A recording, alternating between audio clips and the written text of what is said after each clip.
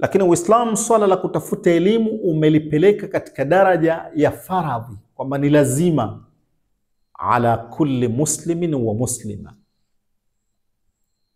kwa kila Muislamu mwanamume na Muislamu mwanamke kutafuta elimu. Uislamu umeweka ni faradhi. Hii ni kuonyesha namna gani dini yetu inavyotutaka kama sisi Waislamu tuweze kuwa mbali, tuweze kupiga hatua katika kuitafuta elimu.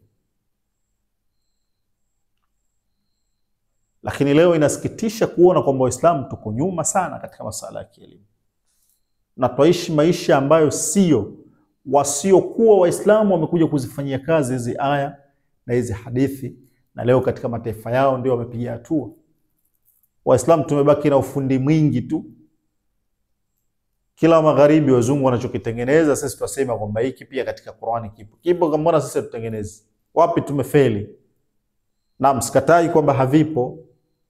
Sikatai kwamba Qur'ani haikuashiria baadhi ya vitu vingi ambavyo leo vimeendelea katika sayansi. Lakini tumebaki kuihifadhi Qur'ani, kushikana na maganda wenzetu wakaenda wakachukua kiini cha Qur'ani. Kama unakuta watu wamepiga hatua katika kila upande,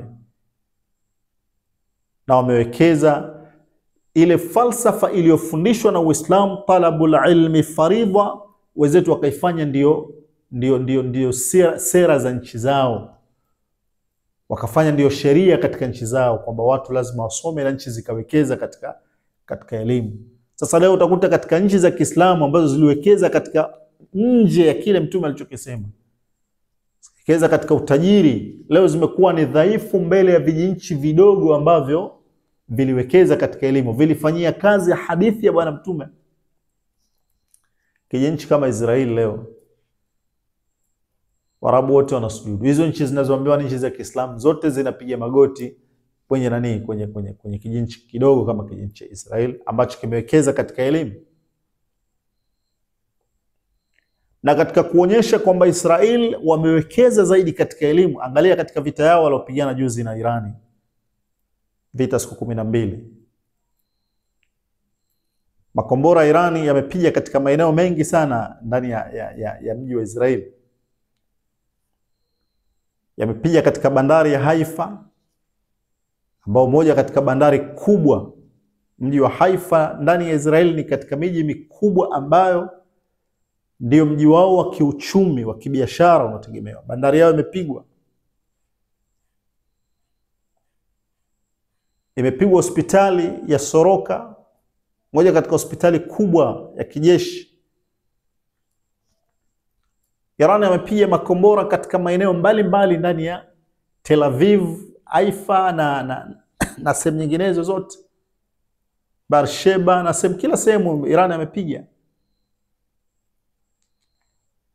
Lakini pointi ya msingi ni hii kwamba leo angalia Waisraeli wanacholia. Kinachowauma Waisraeli ni nini? Je, wanalalamika sana kwamba bandari ya Haifa imepigwa? La. Naam, wanazungumzia kwamba katika hasara ambazo wamezipata ni bandari na wameshaanza kuikarabati. Lakini ilipopigwa hospitali ya Soroka, hospitali ya jeshi, wale jaribu kuzungumza, kalalamika tu kidogo. Lakini angalia Israeli wanapolalamika, kilio ambacho mpaka kesho bado ukiwasikiliza katika mitandao wanalalamika na kuilaumu Irani na kutaka kwamba Irani ichukuliwe hatua za kisheria katika vyombo vikuu vya vyombo vya kimataifa na kuishtaki katika Baraza la Umoja wa Mataifa. Irani ni pale ilipopigwa kituo chao cha utafiti cha Weizmann, kituo ambacho kilijengwa karibu tangu mwaka 1934 kama sikusema miaka hiyo. Kituo cha utafiti wa kisayansi cha Weizmann ndio kituo ambacho mpaka leo Israeli wanalalamika. Hawalalamiki kuvunjwa uwanja wa ndege wa Ben Gurion, wala hawalalamiki katika kitu gani, wala hawalalamiki katika sehemu gani. Na Mungu kote wanalalamika tu kidogo. Lakini kilio chao kikubwa ni kupigwa kituo chao cha utafiti. Utafiti wa kielimu, utafiti wa kibiology, utafiti wa ambao ni kituo wenyewe wanasema kwamba Iran kwa pigo hili ambalo wametupiga, maana wao angalia Israel angalia hata katika mashambulizi ambayo Israeli ameanza kushambuliana na Iran. Sehemu ya kwanza, pigo la kwanza kwenye vita ambalo Mwisraeli amekwenda kumshambulia Muirani, amekwenda kumpigia na kumuulia wanasayansi wa Kiirani. Na Iran akazungumza kwamba hapa tumepata pigo. Angalia namna ambavyo wasomi wana thamani. Yaani Israeli hakuumizwa na Irani kumiliki visima vya mafuta. Kama angelikuwa Mwisraeli kinachomuuma ni Muirani kumiliki visima vya mafuta, tungeshuhudia pigo la kwanza angeenda pia katika maeneo ya mafuta au maeneo ya gesi. Hata nuclear ilikuja ni baadaye, wakati nafikiri siku 11 ya vita, Marekani ndo akaja akapiga katika maeneo ya katika vinu vile vitatu vya Natanz, Fordo na Isfahani. Vile vinu vitatu walikuja kupiga katika siku ya 10 au 11, Irani naye akajibu kupiga pale katika kushambulia katika kambi ya Qatari, alafu baadaye ikawa vita imemalizika. Lakini kitu cha kwanza ambacho Mwisraeli amekwenda kumpiga, amekwenda kupiga kuua wanasayansi wa Iran. Marekani haifurahishwi Irani kumiliki wasomi wa level ile.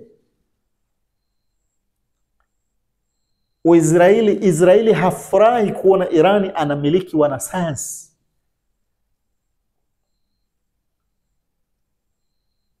Leo unapokwenda kupiga vinu vya nuclear, lakini bado wataalamu ambao wana uwezo wa kuendeleza hiyo kitu bado wamewacha hai, maana yake hawajafanya kitu.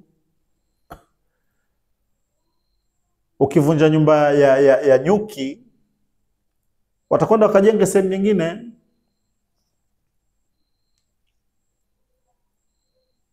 Lakini leo Marekani, Uingereza na Ufaransa na nchi nyingine zote kubwa haziumii kwa nini Saudi Arabia anamiliki utajiri ule alionao, lakini wanaumia roho zinawauma kuona kwa nini Irani anamiliki hawa wanasayansi wa aina hii. Katika wanasayansi waliouliwa pale Irani, leo nenda Saudia, Qatari, Bahraini, Kuwaiti, huwezi kupata hata mmoja. Hazimiliki hata mwanafunzi mmoja katika wale wanasayansi waliouliwa Irani. Lakini Iran baadaye alijibu akamwambia kwamba sisi ni kwamba katika hawa walioua, swala la nuclear hapa Irani ni kwamba halitegemei mwanasayansi mmoja. Tayari Iran imeshapiga hatua na imetengeneza wanasayansi wengi zaidi ya miangapi. Na angalia hata ukisoma katika historia ya Israeli, Marekani, uadui wao dhidi ya Irani, ukisoma katika historia, wengi ambao wameuliwa wa Irani waliuliwa nje ya Irani, ima wameuliwa Uturuki au wameuliwa Dubai au waliwavizia maeneo mengineyo, ni wanasayansi wa Irani, ni hawa wasomi. Lakini kama ni wachezaji wa mpira wako huko Ulaya wanacheza na wala hawana shida nao. Kama ni watalii wasichana wa Kiirani, si wanakwenda Dubai mara kwa mara, wanakwenda wanafanya shopping au kama starehe zao mwezi wanarudi. Mbona usikii kwamba kuna binti wa Kiirani kauliwa? Lakini historia inaonyesha kwamba tangu Israeli walichukua kifanya wao ni kuua wanasayansi wa Irani. Nchi inapomilikiwa somi ndiyo inapoogopewa, sio nchi ikiwa inamiliki visima vya mafuta vingi. Ndio maana hawaiogopi Saudia.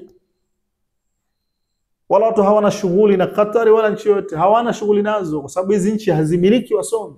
Ile ikra bismi rabbikal ladhi khalaqa hawakuifanyia kazi.